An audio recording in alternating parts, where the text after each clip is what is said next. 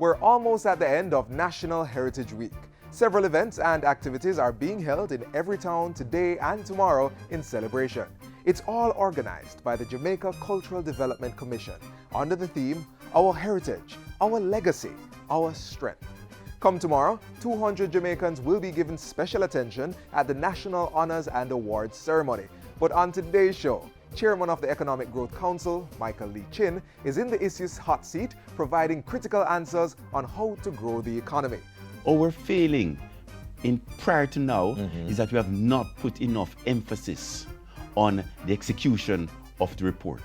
So invariably, the report was delivered to the government and it just went in the filing cabinet. This is not going to happen with this report. Plus the foods of yesteryear. This is Jamaica Magazine, and I'm Theodore Henry. Please stick with us.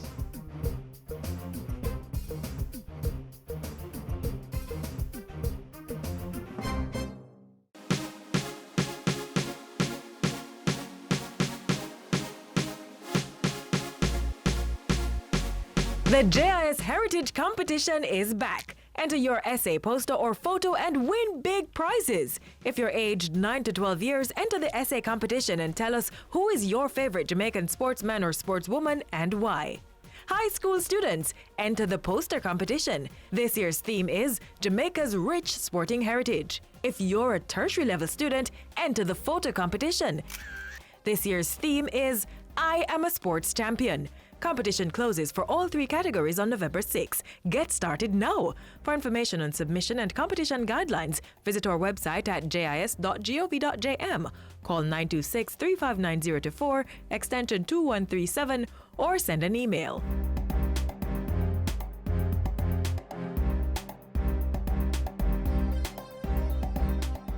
The Economic Growth Council, chaired by businessman Michael Lee Chin, was established in April. Its mandate is to drive economic growth, and it has a target of achieving that at a rate of 5% within 4 years. Recently, the Council submitted a report to Cabinet with proposals for various growth initiatives. Next, Mr. Lee Chin speaks with Mr. Boyne as to strategies being employed to implement the growth initiatives.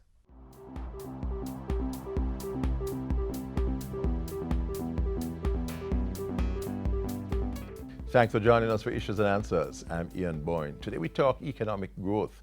We have with us the chairman of the Economic Growth Council, Mr. Michael Lee Chin. Recently, the council presented its first report, extensive report, looking at its ideas for economic growth.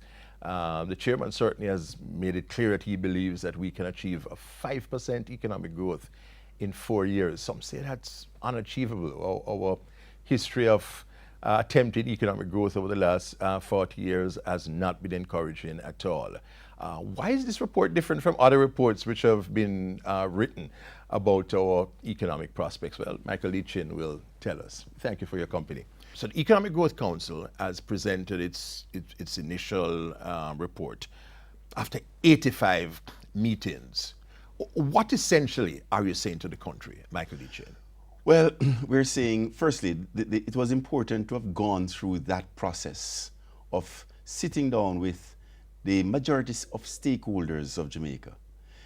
85 of them, 85 meetings. 85 meetings. So what we have done is collated what we heard, distilled what we heard, and put it out in the form of 8 initiatives.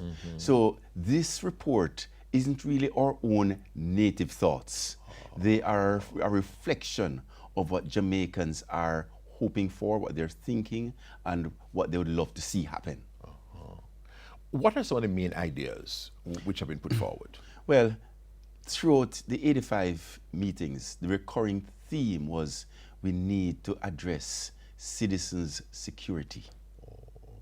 Citizens' security is the reason why more investors aren't coming, the reason why our currency is weak, the reason why, and it just ripples right through the effect. So that's a major one. That's a heavily weighted one. Yes. Another one is, as an example, would be access to financing. That's right. That's another major one, etc. Yes.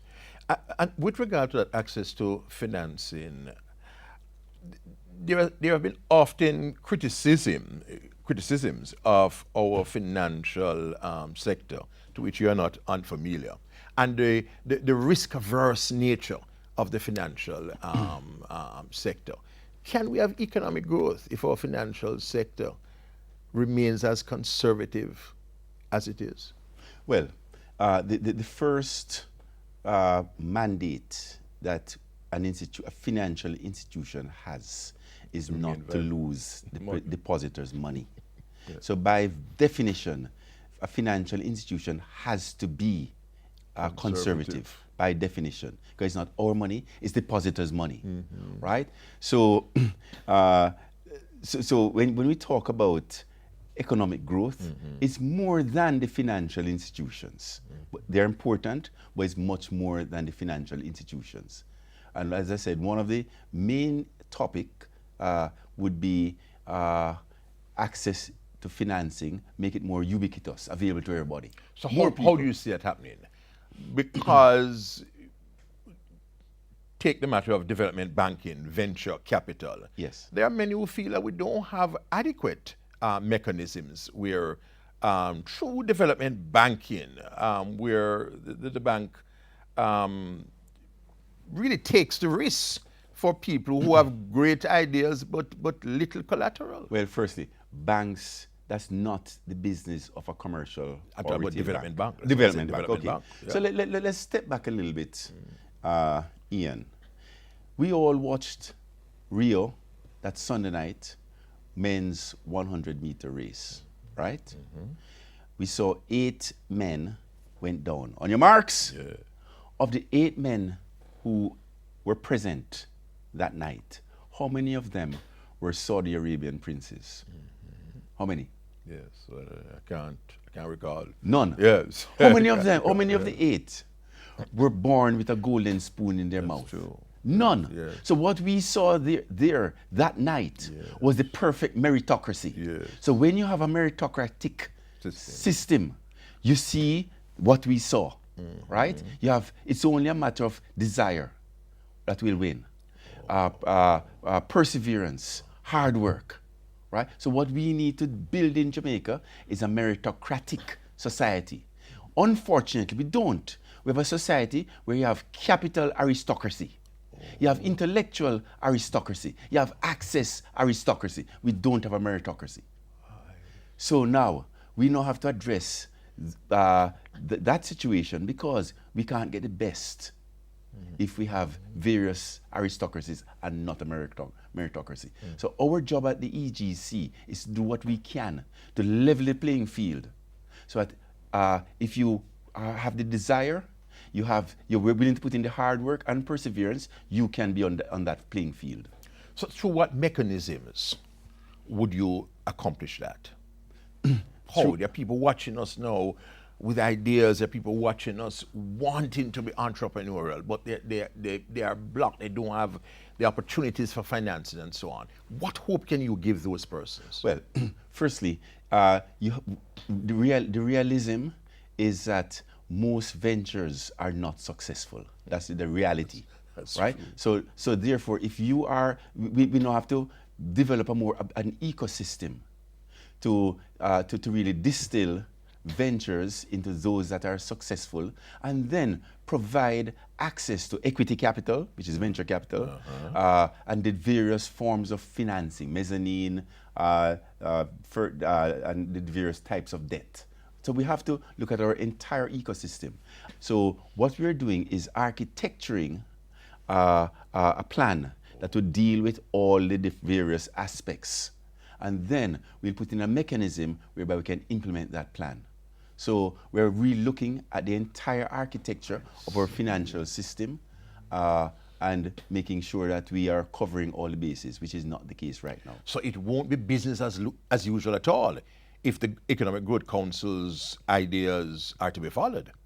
Ian, you're looking to change things. Business as usual has gotten us to where we are. That's true. We've got to be mad as hell about our current situation. Exactly. Michael Lichin is chair of the Economic Growth Council. We're talking about some of the ideas that that's put in the public square. We take a break, but we'll be right back.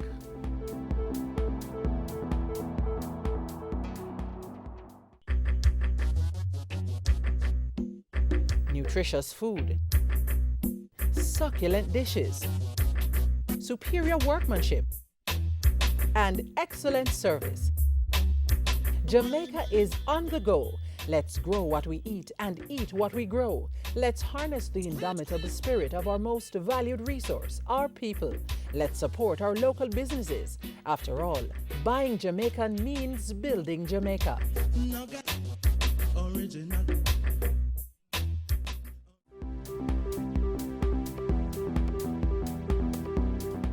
Michael Lee Chin is the chairman of the Economic Growth Council, and we are talking about some of the ideas that the council has put forward. Jamaica is desperately in need of sustainable economic growth, and so this conversation has to continue.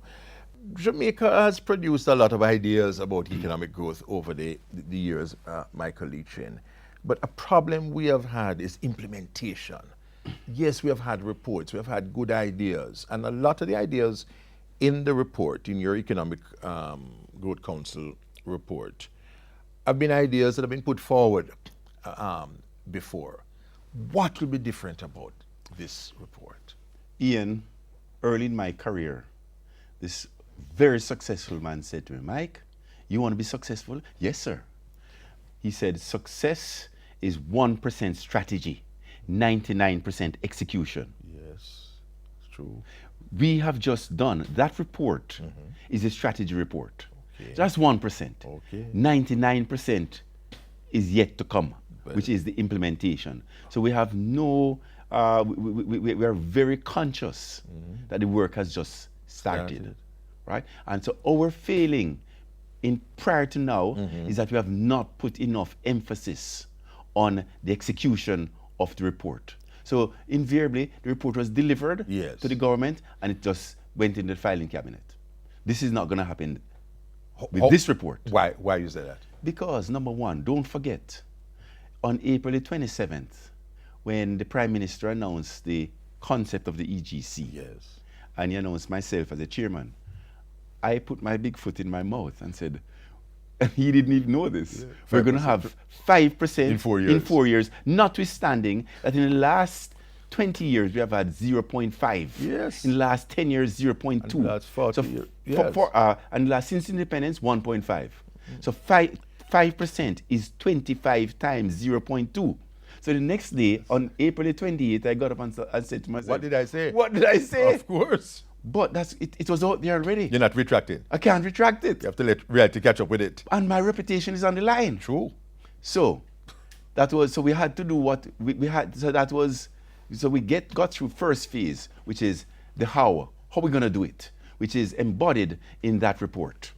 Now, how is this report going to be different? Yes. Because we're now going to make sure it is executed. What mechanisms do you have for that assurance? So I'll give you the methodology that we're going to be using. There are 8 initiatives. Each initiative has sub-initiatives. And so if we focus on, say, access to financing as one of the 8. Yes.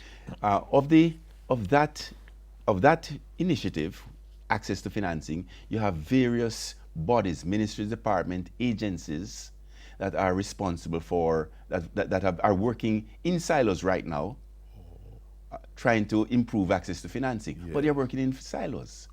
So the first thing we're going to do is call a meeting with, say, the Bank of Jamaica, the FSC, Exim Bank, DBJ, and all the constituent parts that are relevant to access to financing. So we're going to call a meeting and say, look, hitherto now, you've been all working on this in your different various silos, not cross-pollinating ideas, right? As today, what we want to do is to come up with one plan that's put together by all 7 of you entities. So we now have to work together to come up with that one plan, right? So you will be working as a team. So the silos that we had before will now be broken down. We're working as a team. So you'll come up with a plan, and the EGC will work with you to vet the plan, right? And then iterate it until we can agree that this is the plan, and now we will ask you to execute it. And then once per month, we want an update. And then every quarter, every 3 months, we will be going on national TV and giving a report to the nation on all 8 initiatives as to where we stand with respect to the milestones that we should have achieved, whether we have achieved them or whether we have not achieved them, and why we have not achieved them. So it's total transparency. That's the reason So why. you're going to operate like Epoch? No, Epoch.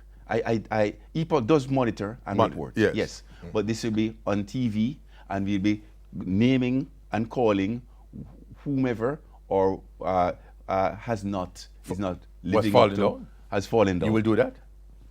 My reputation is on the line. Yes. I said 5 and 4. I have to deliver 5 and 4. So will I do that? Why wouldn't I? It's my reputation.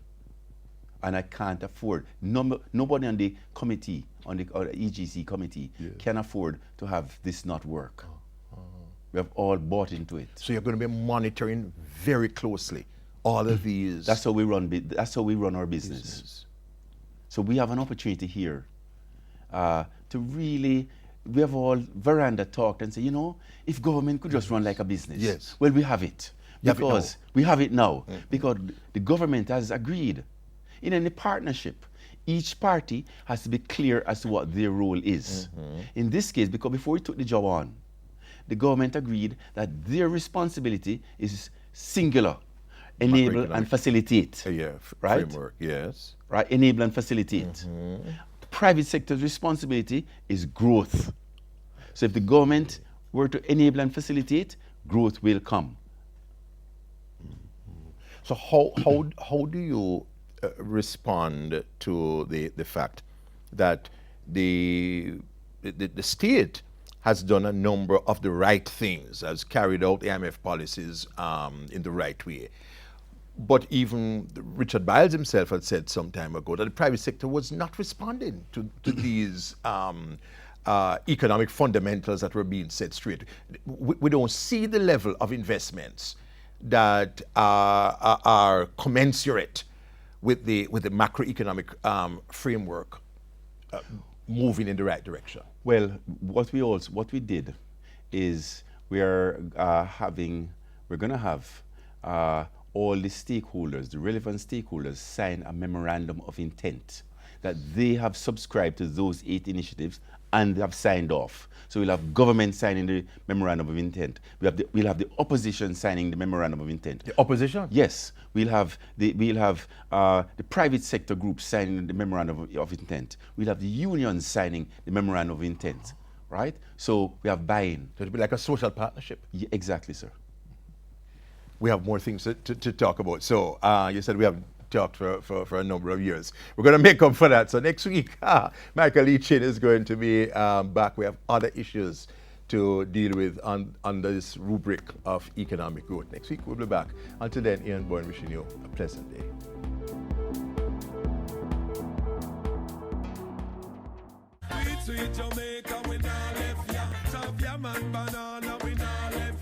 Finger-licking jerk chicken, Helcher fish and bami, will run down yam and banana, roast breadfruit, sweet potato pudding.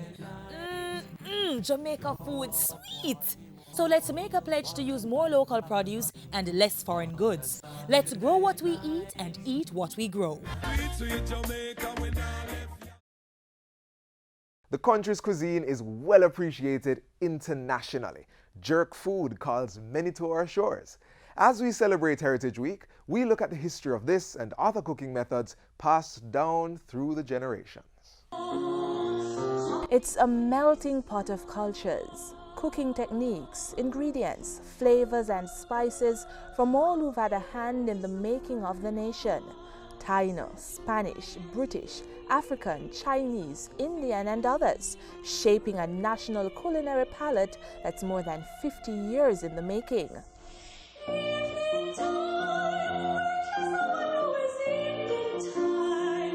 Jamaica's cuisine has come a far way. The island now boasts dozens of fast food chains, oriental restaurants, all-natural eateries and indigenous food shops that serve a buffet of dishes, many of which were not celebrated fair just 50 years ago when Jamaica was a newly independent nation. Credit must go to government bodies like the Jamaica Cultural Development Commission, which has been promoting the consumption of authentic Jamaican foods since its culinary competition in hotels was introduced in 1965. When we roast the yellow, when we roast the yellow. Do you like roast yam? You're not alone. Many Jamaicans have acquired a taste for this particular dish, and they didn't have to look far for its creation. Roasting is a centuries-old cooking style that Jamaicans owe to the Taino peoples that once occupied this land. Just 50 years ago, it was still a time-consuming, more labor-intensive practice of roasting ground provisions and meats in the earth. They even roast the fish in the earth, and then they scrape it off. Now, Jamaicans from all walks of life are roasting, over grills, on meat sheets, in less time, but with as much flavor as their ancestors. Since the arrival of Christopher Columbus in the 15th century, Spanish flavors have been spicing up Jamaican pots on a regular basis. One particular cooking style and its most popular creation has made a big impression. We in Spain, we fry a lot. There is definitely the one dish that has a clear connection with Spain, which is the escovitch. Empanada to the Spanish, patty to Jamaicans. Since the late 1970s to early 1980s, this meat-filled dough dish has been another favorite. The concept is very much the same. The difference would be, and there is again a mixture of other cultures. In this regard, I guess the British and the Indians, the filling. As the local cattle industry beefed up its output in the 1960s, Jamaicans wholeheartedly reclaimed one of their favorite pre-independence imports. Now on a Saturday, there is hardly a household that is not cooking either the popular beef soup or one of its other variations. The British like to boil, and it's from them that we've adopted this cooking method to serve up a wide array of dishes that are uniquely Jamaican. Hot as it is, Jamaicans love their teas, and while traditional English flavors were the popular choices for about the first 2 decades of independence, industrious Jamaicans have more recently been bagging indigenous and African-inspired flavors. It could have been the love for teas by the English that prompted then-Governor Sir Nicholas Laws to plant coffee seedlings in the island back in the 1700s. From the first plant in Temple Hall, St. Andrew, the Blue Mountain coffee is now a global brand.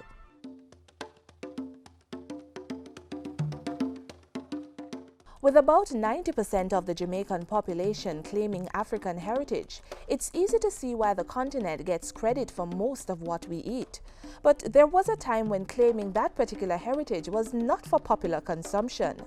You wouldn't find bami being sold in the supermarket in the 60s or late 70s. Green bananas were a no-no if you're sort of, it was a very peasant thing and you couldn't say that you're eating green bananas. No more. Today, Jamaicans of all ethnicities delight in their prickled or corn meats, mackerel rundown, and yes, the many faces of bami and banana, green, ripe, boiled, fried, however you want it. What would the Jamaican diet look like without the maroons? They would catch the wild hog. They would prepare that wild hog, and they would dig a hole, and they put the fire in the earth, in the hole, and they would set up a wooden grill over that hole and anchor these sticks with stones and so on. And then they would have the pig on that pimento, green pimento wood that is anchored over that hole, and that was how they would roast the pig. After they season it, of course, with bird pepper and pepper elder. And from the hole emerged the most popular maroon gift to the dinner plate, jerk.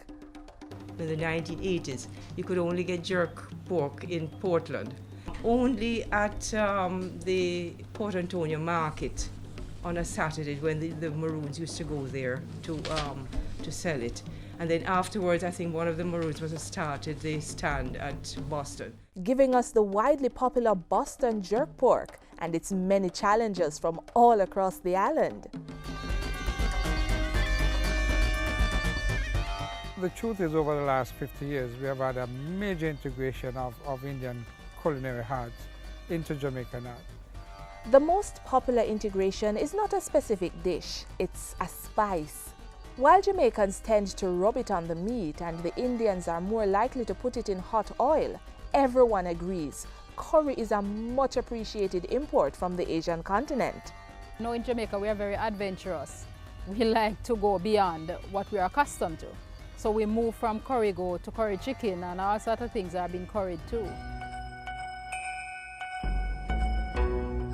The Jamaicans have come to embrace the Chinese cuisine because it's good.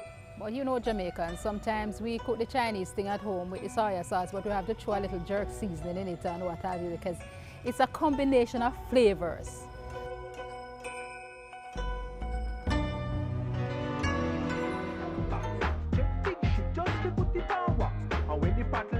When Rasta say ital food and no deaders and no flesh and face and bone, and people used to look at it with scorn and say breeze go blow you away, and you know, up to now no breeze no blow away. You see, if you have the proper combination of seasoning in your pot and the proper timing, you don't need to use the salt and the other little artificial thing.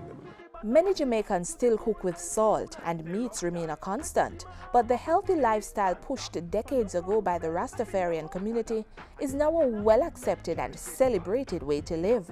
No Jamaican cookbook could be complete without this chapter. Whether it stems from a fruit or it's brewed in a lab, Jamaicans love to imbibe. So ginger beer, to lemonade, and then we have sorrel. And we have been making a lot of drinks with our fruits, like soursop punch, and we make breadfruit punch and sorrel, and at Christmas time there's egg punch. Now that is the perfect cap on a multi-ethnic menu, fit for the most Irie people in the world.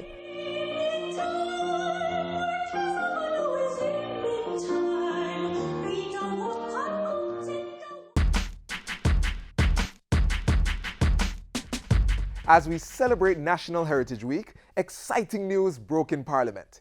Cabinet has approved drafting instructions for legislation to expunge the criminal records of 3 of Jamaica's national heroes and 1 notable ancestral freedom fighter. Those who will be affected include national heroes Marcus Mosiah Garvey, Samuel Sharp, and Paul Bogle, and Maroon Chief Tacky. Culture Minister Olivia Grange made the announcement on Wednesday in the House to rousing applause. Mr. Garvey was charged for contempt of court and convicted in 1929 for criticizing Jamaica's legal system. He was fined £100 and sentenced to 3 months imprisonment in the St. Catherine District Prison. Sam Sharp and Paul Bogle were convicted and hanged for their roles in the 1831 Christmas and 1865 Morant Bay rebellions, respectively. Tacky was implicated in the 1760 St. Mary's slave revolt. A statutory pardon or expungement, which originates in Parliament, is required to totally absolve the heroes of any criminal wrongdoing in keeping with the Constitution. A statutory pardon for our freedom fighters and liberators who were unjustly convicted. A wise decision by our leaders as we seek to achieve Jamaica being the place of choice to live, work, raise families, and do business.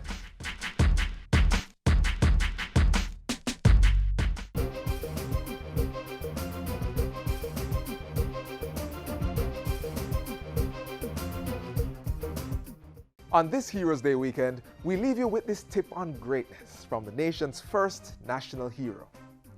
God and nature first made us what we are.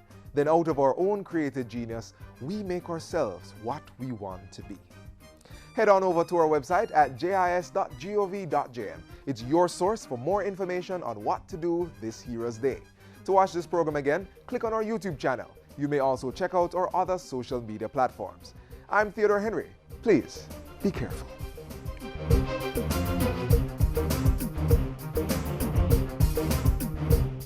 This has been a production of the Jamaica Information Service, the voice of Jamaica.